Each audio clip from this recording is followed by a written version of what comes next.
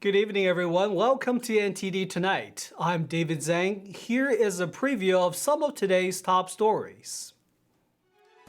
A motion filed to oust Speaker Johnson as a warning. This comes as the House passes a $1.2 trillion funding package. Trump says he has almost $500 million in cash, suggesting he has the money to post bond in the New York civil fraud case. Tennessee's latest legislation protects the rights of artists, ensure their creative endeavors remain safeguarded. First up, the House passed the $1.2 trillion spending deal just hours before shutdown deadline today. Let's take a look. The House approved the measure with roughly two-thirds of the votes. The final vote count was 286 to 134, with 112 Republicans and 22 Democrats voting against it. The package provides funding for the Department of Defense, Homeland Security, Labor, Health, and Human Services, Education, State, and the legislative branch. $1.2 trillion will fund the agencies through the fiscal year, which ends September 30th. Now the package goes to the Senate and it has to vote swiftly to avert a partial shutdown by midnight. Now let's take a look at other top headlines. Following the spending package past the House, Representative Marjorie Taylor Greene calling for a vote to oust Speaker Mike Johnson. The Republican lawmaker from Georgia filed a surprise motion to remove Speaker Johnson this morning. Mike Johnson, the Republican Speaker of the House, handed over every ounce of negotiating power to Chuck Schumer and the Democrats and went ahead and funded the government. When this was our point of leverage, Republicans had the power of the purse. This was our power. This was our leverage. This is our chance to secure the border, and he didn't do it. Greene said her motion was more of a warning and a pink slip, and that it will only be voted on if she brings it to the floor. I assure you, I'm not the only one. I have support on this from others in my conference. And I support Republicans holding the majority next conference, but we need a Speaker of the House that knows how to negotiate, knows how to walk in the room, knows how to hold the line, and knows how to defend America first and the values and the policies that President Trump will bring to next.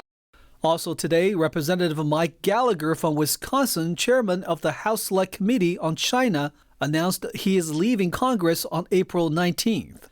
This means the House Republicans will just have one-seat majority in the House.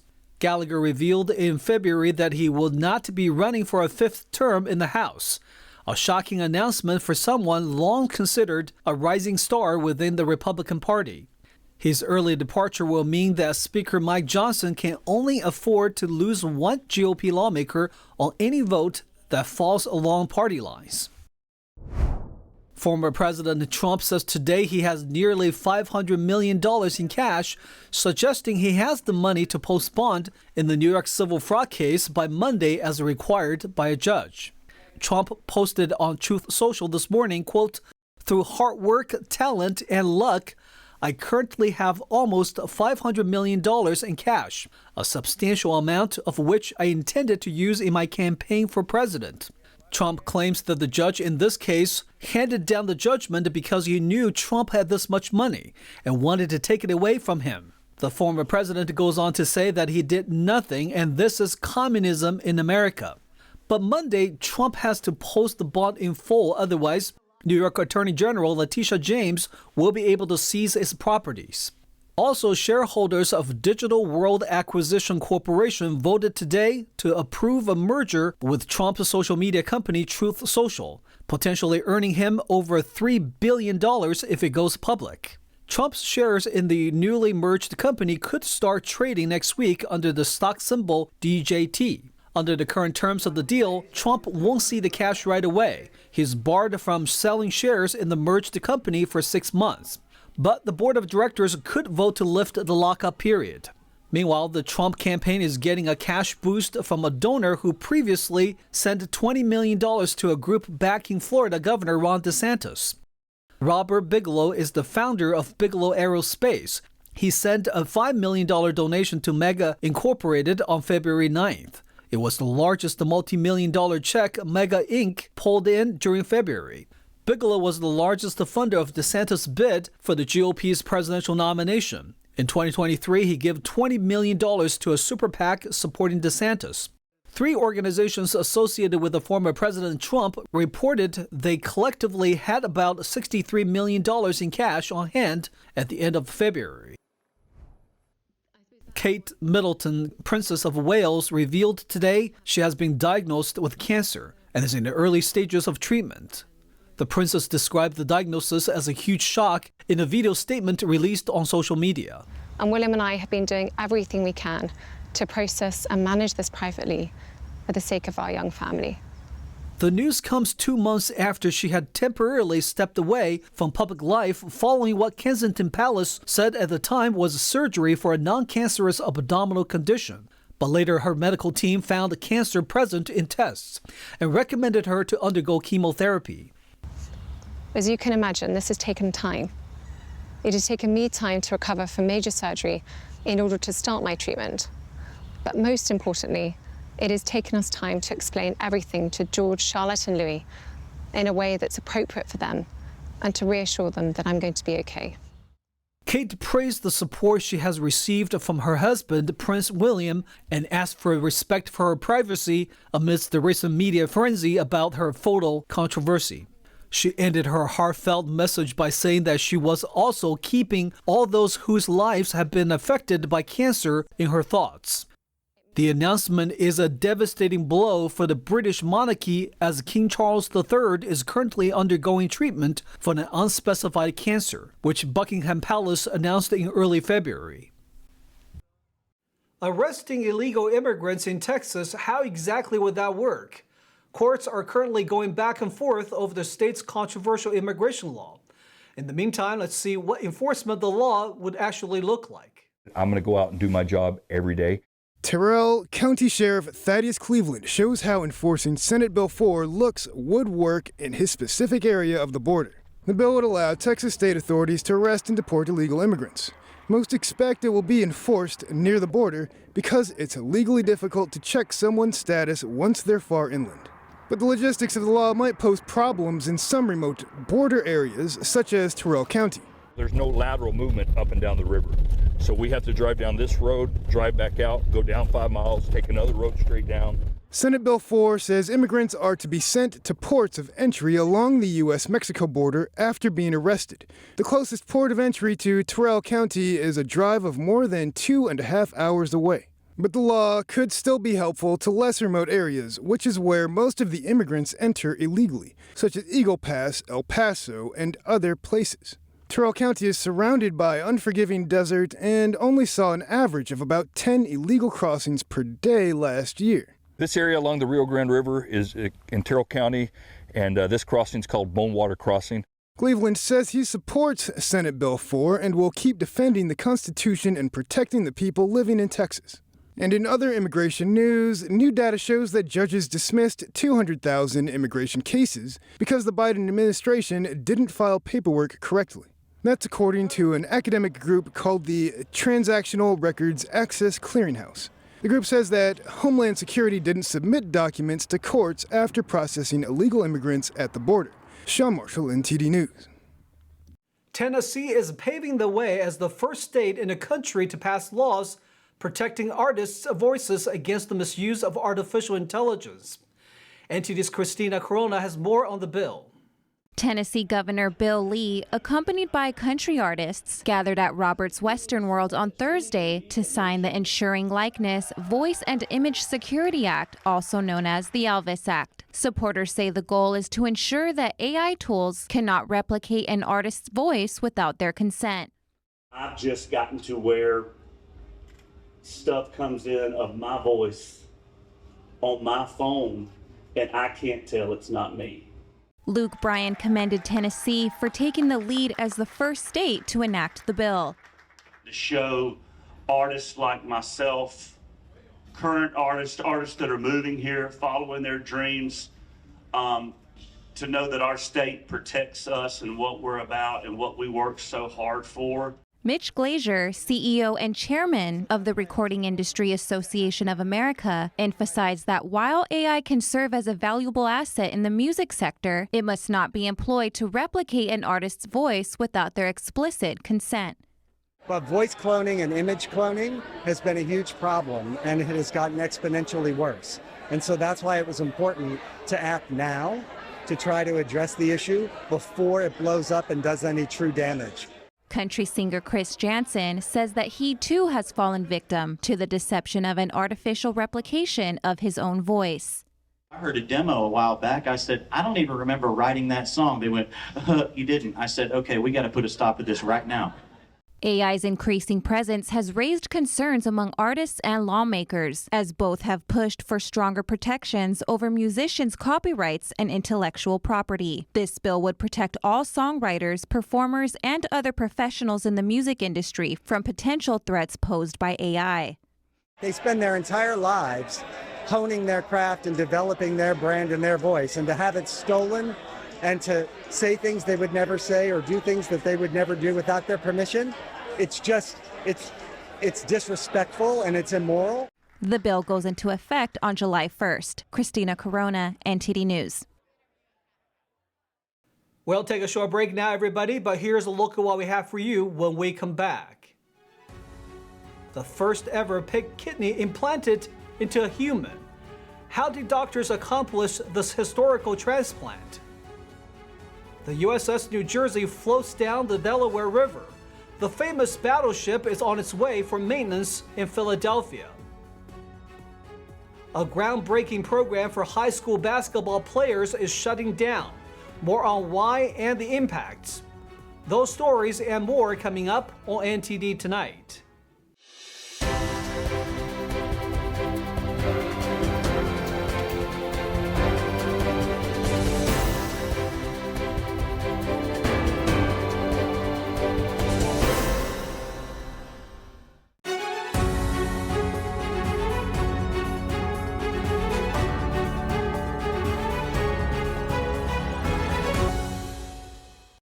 Welcome back to NTD Tonight. I'm your host, David Zhang. Doctors in Boston made history by transplanting the first ever pig kidney into a human, hoping to change the future for those in need of kidney transplants. NTD's Christina Corona has more on the story. Doctors at the Massachusetts General Hospital announced they have transplanted a genetically modified pig kidney into a 62-year-old patient whose previously donated kidney failed. Following years and years of study, decades of study, months of planning, and hours of surgery, hope became a reality for our patient, Rick Slayman, who underwent the world's first successful transplant of a genetically edited porcine kidney. The patient faced dialysis difficulties due to poor vascular access, requiring 2 to 3 surgeries monthly to keep it open for him to receive treatment. Once he received the kidney last Saturday, he has been off dialysis, and today is the day we're going to remove his vascular line, his lifeline that has kept him alive through dialysis, because he doesn't need it. The kidney efficiently regulates the patient's minerals and water balance, eliminating the necessity for dialysis. Doctors shared the patient is feeling well and recovering nicely and can be discharged just 1 week post-kidney transplant. But why a pig instead of a monkey or any other animal? Pigs are very similar in size as humans. Not only that, the kidney function is also exactly the same. So, and most important, they breed very rapidly. This allows them to grow the pigs into a contained environment without any risk of infection. However, if you transplant a pig kidney into a human, there's an immediate rejection of that kidney.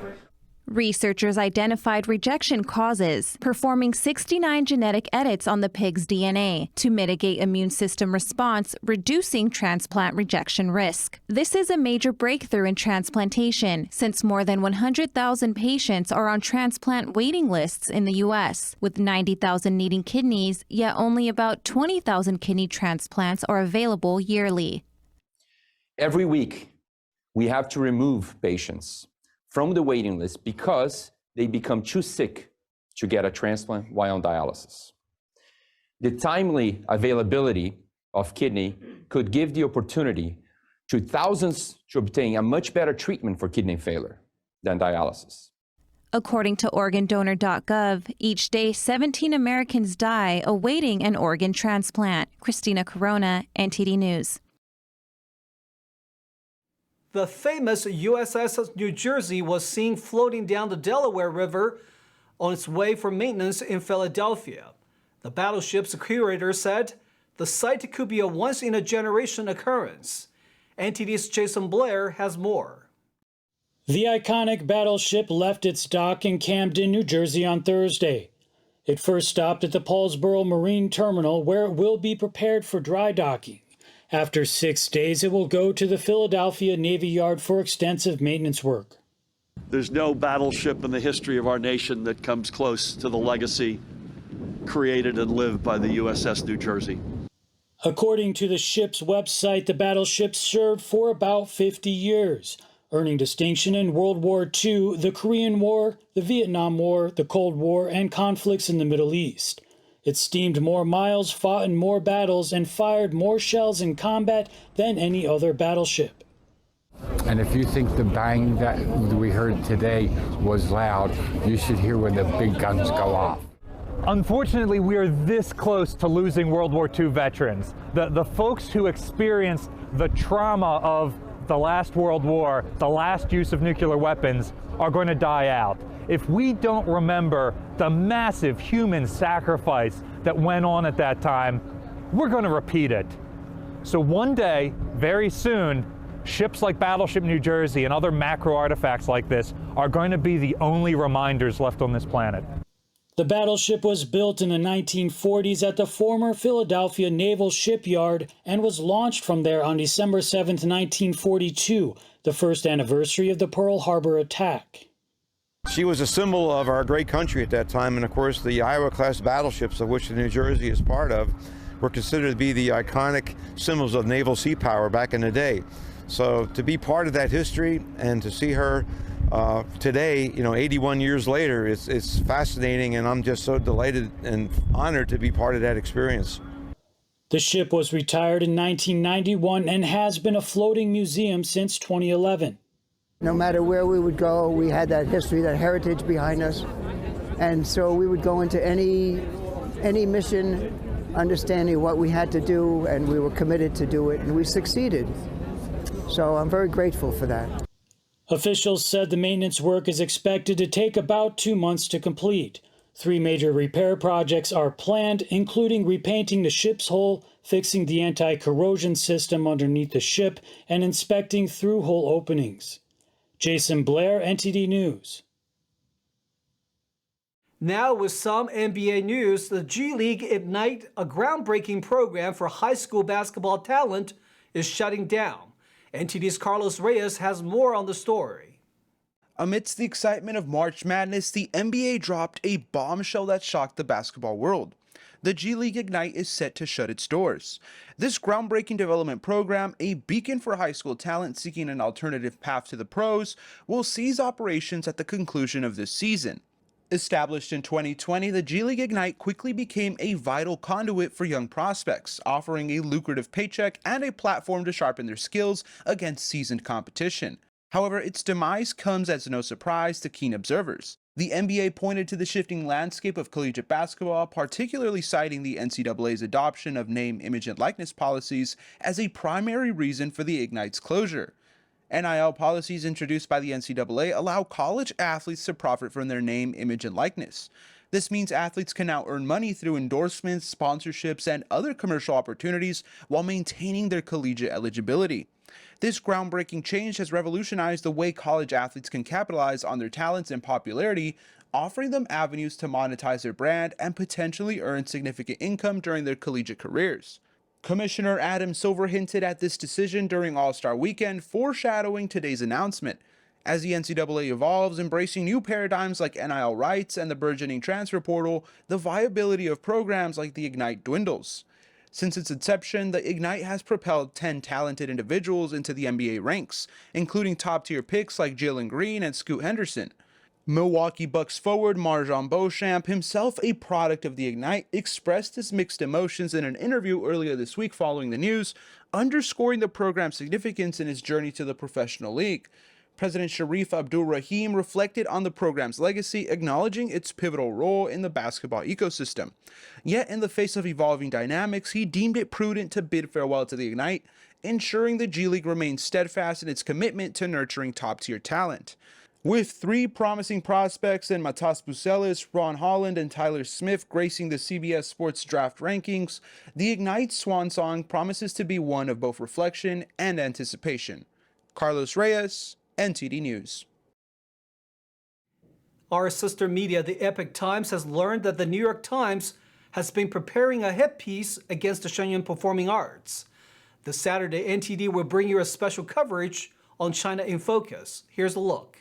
The New York Times has for nearly 6 months been preparing a hit piece against Shenyang Performing Arts. That's what NTD's sister media, the Epoch Times, has learned. What's behind the Epoch Times' investigation, and why did the New York Times decide to target Shenyang? They've been very eager to expand their presence, to penetrate the Chinese market, to somehow get their product there. Even when they had a tribunal in the UK proving that the Chinese Communist Party is harvesting the organs from living Falun Gong practitioners and selling them for profit, the New York Times blocked the story.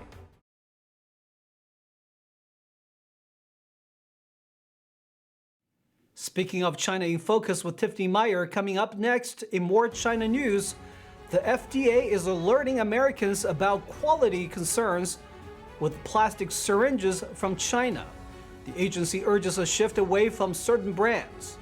More details coming tonight on NTD's China in Focus with Tiffany Meyer at 9:30 p.m. Eastern. And that's all we've got for you tonight. We would like you to join us again on NTD Tonight every weekday at 9 p.m. I'm David Zhang. Have a great weekend.